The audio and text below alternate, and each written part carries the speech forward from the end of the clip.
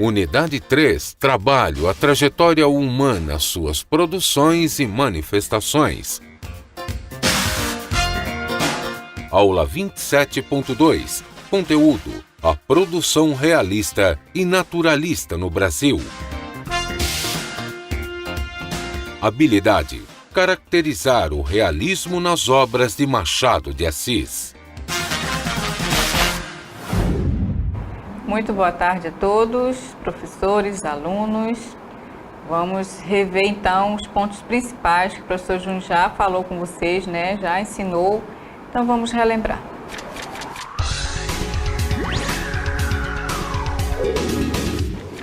Muito bem, então o professor falou aí com vocês sobre o argumento e o contra-argumento, né? Então ele mostrou as evidências, né, dentro do argumento.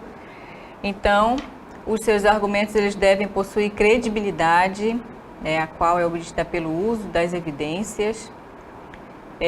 Não desenvolver um novo argumento sem ter evidenciado esse argumento anterior, ou seja, antes de ter comprovado o que você falou, né?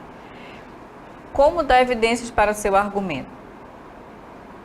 Bom, você vai ter que ir aí atrás dos fatos, né, estatísticos, as informações, né, em uma coleta de dados, o percentual de sujeitos entrevistados que admitiram tal ponto de vista, né, que concordaram com um determinado ponto de vista, e pode ser também através de exemplos, ilustrações, né, especialmente se combinados com outros tipos de evidência, e aí, claro, você vai estar comprovando o seu argumento, você vai estar provando que aquilo que você está afirmando é uma verdade, é algo válido, não é? E, pelo amparo da literatura especializada na área, as perspectivas defendidas por outros autores podem ajudar a fortalecer sua própria perspectiva, entre outras formas que você pode utilizar para sustentar a sua argumentação, né, o seu argumento. Então, nós vamos seguir aí para o nosso desafio do dia e, em sequência, a nossa aula.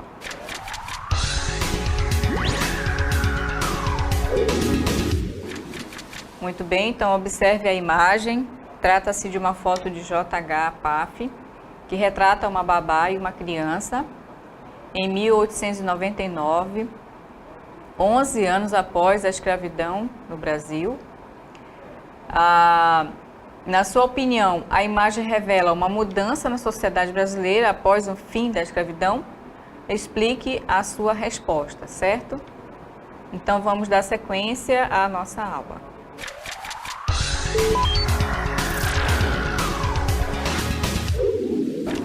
Muito bem, então nós ontem estudamos sobre o realismo e o naturalismo no Brasil, né? Falamos aí do contexto histórico, político, econômico, né? Em que momento surge o realismo no Brasil, né?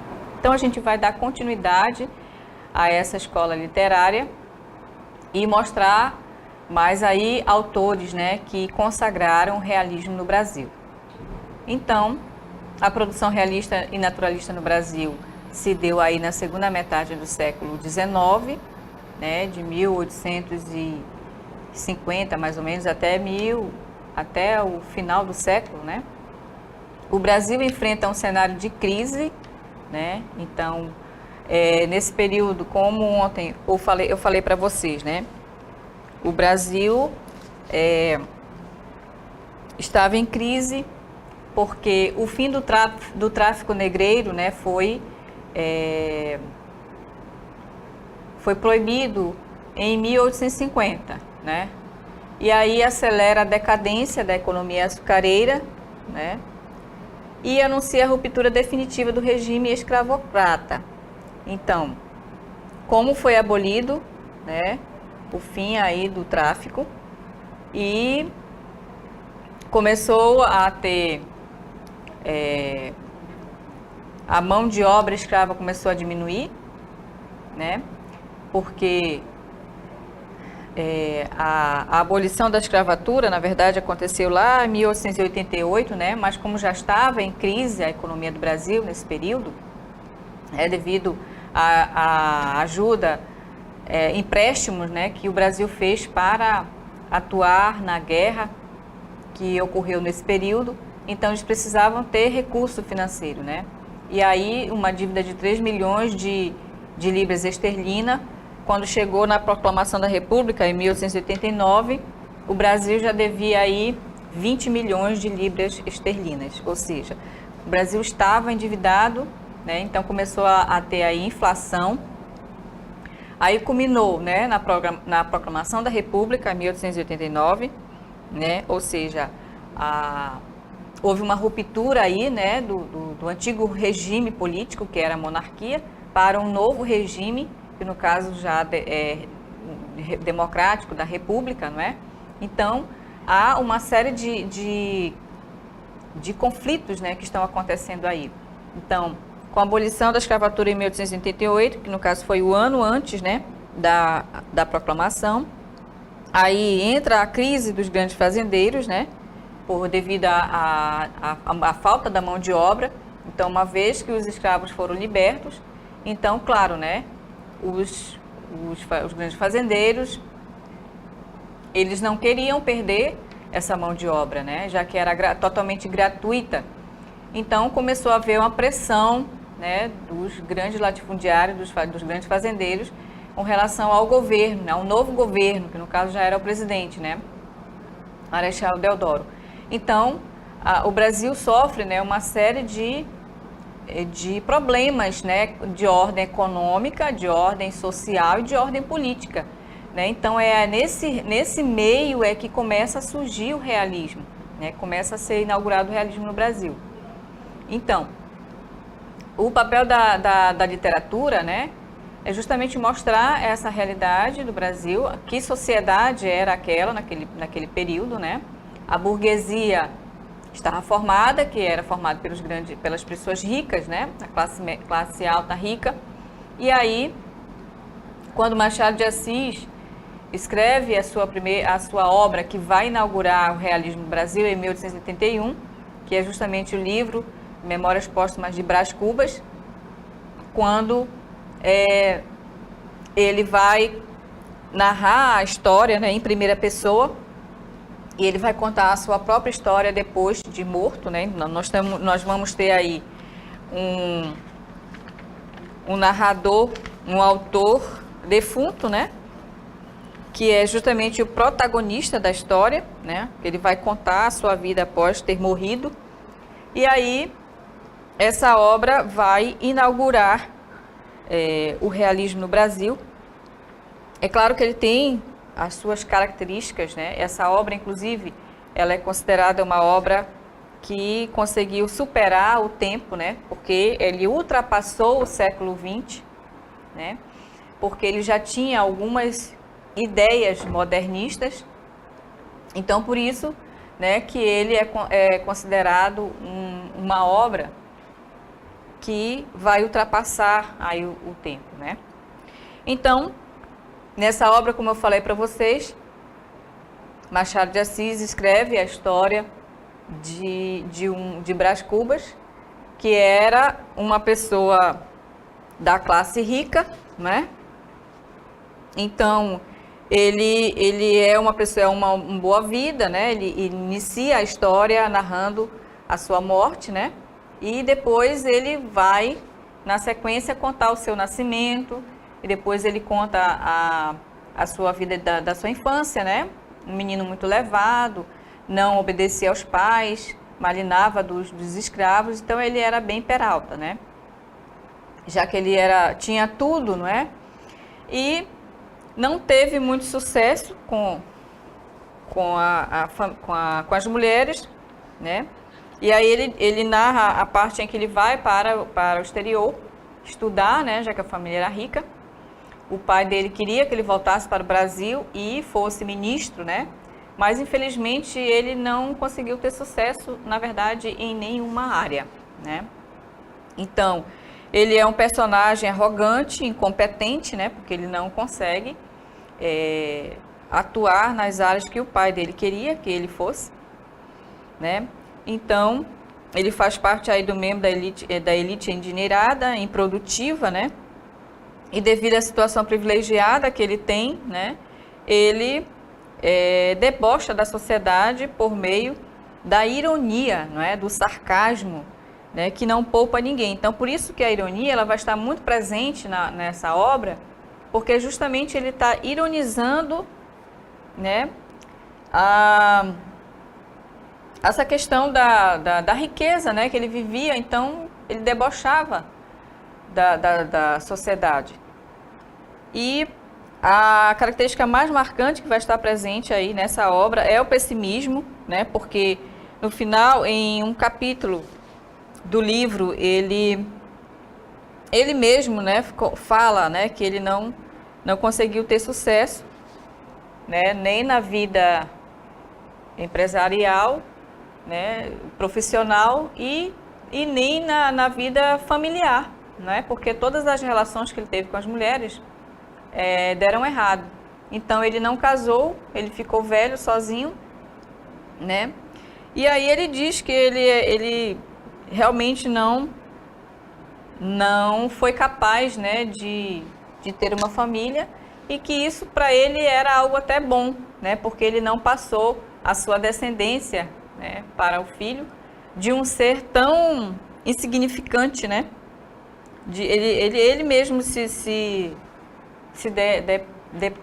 deprecia, né, dizendo que por ele ser um ser tão medíocre, né, não foi capaz de passar a sua descendência ruim, não é? Então vai haver aí muito essa característica do pessimismo, da ironia, né, que são os elementos que vão estar bastante presente nessa obra. E aí nós temos também o realismo de Aloysio de Azevedo, quando ele escreveu a obra O Mulato, né, que vai tratar também aí, na verdade ele vai estar mais no naturalismo do que do realismo, que essa obra vai tratar da questão do preconceito, né, das pessoas, da análise psicológica do comportamento das pessoas em sociedade. Então, essas duas obras foram as principais obras que inauguraram o realismo e o naturalismo no Brasil. Então, como nós estamos estudando a vida e obra de Machado de Assis, vamos ver um vídeo, né, que vai contar um trecho da vida dele, né, a vida e a obra.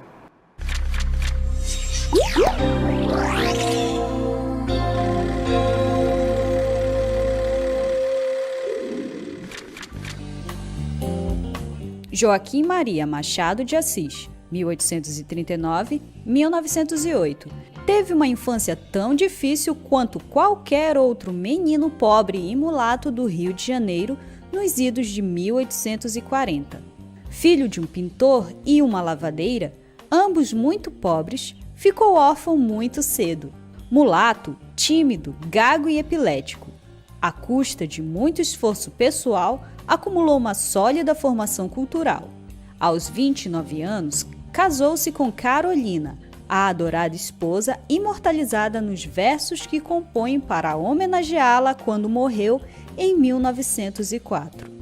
Apesar de todas as dificuldades, Machado de Assis foi um intelectual respeitado e influente.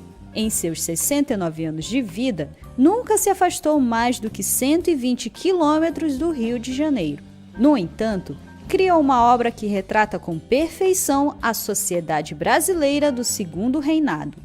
Fundou a Academia Brasileira de Letras, da qual foi aclamado presidente perpétuo. Muito bem, então Machado de Assis, né, superou vários limites, né? Porque ele tinha alguns problemas de saúde, ele era epilético, ele era gago, ele era negro, não é? Então ele conseguiu ser um grande escritor, uma grande personalidade na nossa literatura brasileira. E após ele ter casado, né, com a Carolina, ela foi a pessoa que apresentou ele para as pessoas das empresas, né, que divulgavam os livros. Então ela foi uma pessoa fundamental na vida dele para que ele pudesse, né, ter divulgado todas as obras que ele escreveu, não é? Então, Machado de Assis era um autodidata, ele era muito inteligente, né? Ele lia muito, então ele conseguiu deixar esse legado, né, muito importante para a nossa literatura brasileira. Então ele escreveu várias obras. Ele escreveu Crisálidas aí na poesia, né? Ele escreveu Crisálidas, Falenas, Americanas e Poesias Completas. Esses livros todos, essas obras são de poesias. E na fase romântica ele escreveu também obras românticas, como o livro A Ressurreição. Ele escreveu também A Mão e a Luva. Ele escreveu Helena e Yaya Garcia, né? Então essas 4 obras, elas fazem parte do romantismo ainda, tá? Pode passar lá? Vejam aí. Assim que vocês tiverem um tempo, né, vocês podem entrar na internet e vocês podem obter lá a obra inteira, ou então vocês podem também ler o resumo da obra. O importante é você ler todo o livro, né? Mas, se você quiser ter uma ideia do que se trata cada uma dessas obras, é só você entrar lá e fazer a pesquisa. Já na fase realista, ele escreveu Memórias Póstumas de Brás Cubas, que foi o livro que inaugurou o realismo no Brasil. Ele escreveu Quincas Borba, ele escreveu Dom Casmurro, Esaú e Jacó, Memorial de Aires, quando ele já estava bem doente, né? Que ele já estava viúvo, quando ele escreveu essas 2 últimas obras, Esaú e Jacó e Memorial de Aires. A esposa dele já havia morrido, né? E ele decidiu escrever essas 2 últimas obras, já doente, né? Aos 69 anos de idade, mas deixou um legado muito importante. A obra Dom Casmurro é uma obra muito interessante, porque ela trata aí a questão do ciúme, né? Da personalidade de Bentinho. Ele estava prometido para ir para um convento, né? Para ser padre. Só que a mãe dele desistiu, né, dele ser padre, e ele voltou para casa e estudou direito no Rio de Janeiro. E aí ele já era apaixonado pela Capitu, que era a moça que morava próxima à sua casa, né? E ela era muito bonita, e antes dele ir para o convento, ele prometeu que casaria com ela, né? A mãe não via muito com bons olhos, porque ela era de família pobre, né? E eles eram de família rica. Então, essa questão, né, de você, de família rica, casar com alguém da família pobre, havia sempre um preconceito, né? Mas a moça conseguiu conquistar o coração da mãe dele, né? E aí ele voltou para casa, se formou advogado e casou-se com Capitu. Mas como ele era mais velho que ela, né?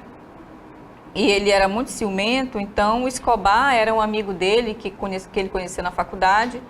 E aí Escobar tinha sua esposa também, né? Tinha casado, tinha filho, tinha uma filhinha. E Bento e Capitu demoraram a ter filhos, né? Então ela foi ter filho já muito depois. E o menino, né, se parecia com Escobar, né? E o Bento, pelo fato dele ter muito ciúme dela, então ele imaginava que a Capitu tinha traído ele, né, com Escobar. E aí começou toda a trama da história, né? Ele a rejeitava e brigavam muito, e depois eles acabaram se separando, né? E, por ironia na história, Escobar acaba falecendo, né, num afogamento, e Capitu separa de Bentinho e vai embora para a Europa. E aí ela morre na Europa, e o rapaz, o filho deles, né, volta para o Brasil.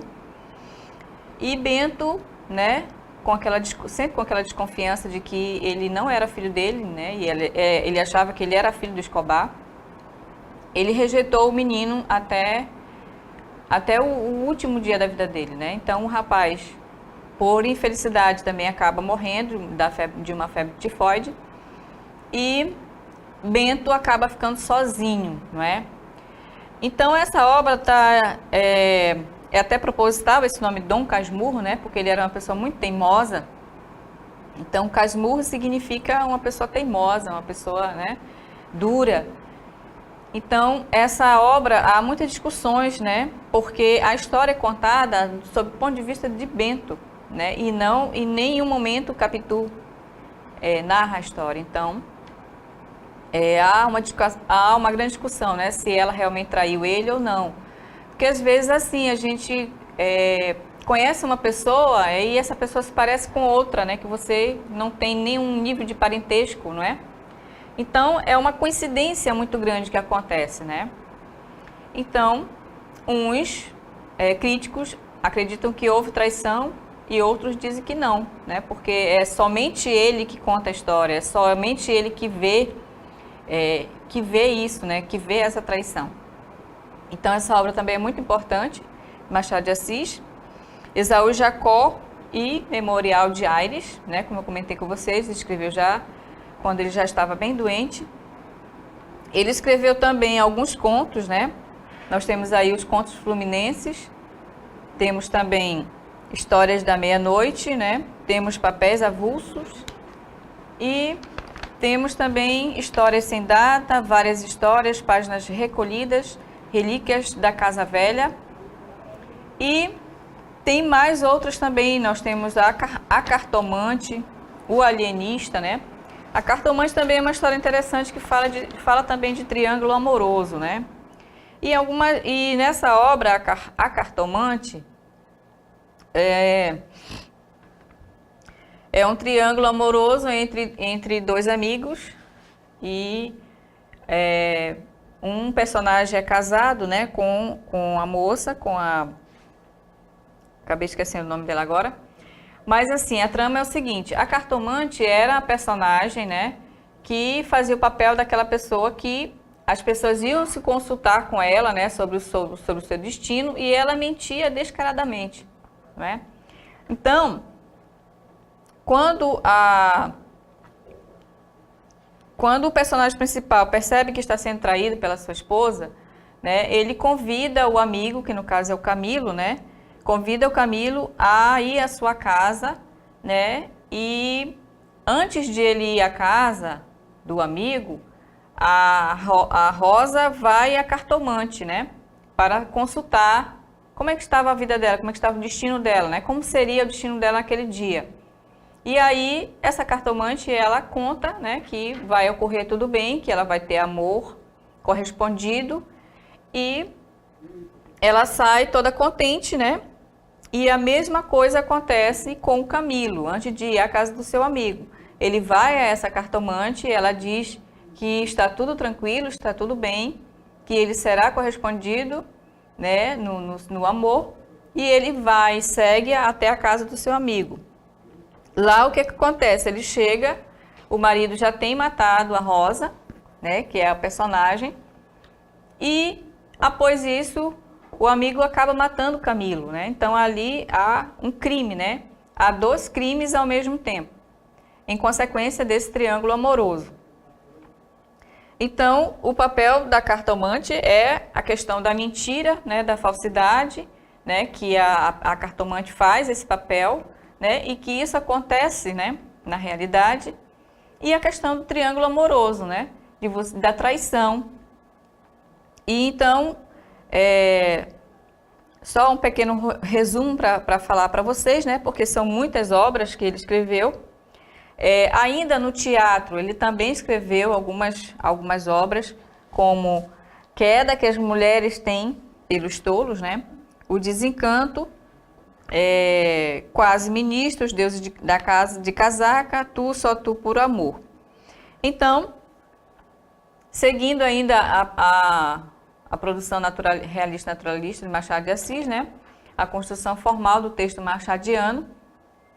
Então, Memórias Póstumas de Brás Cubas inaugura o novo período literário no Brasil, né? Foi um livro inovador no tema, pois seu narrador já morto, né? Nós temos aí um autor defunto, né?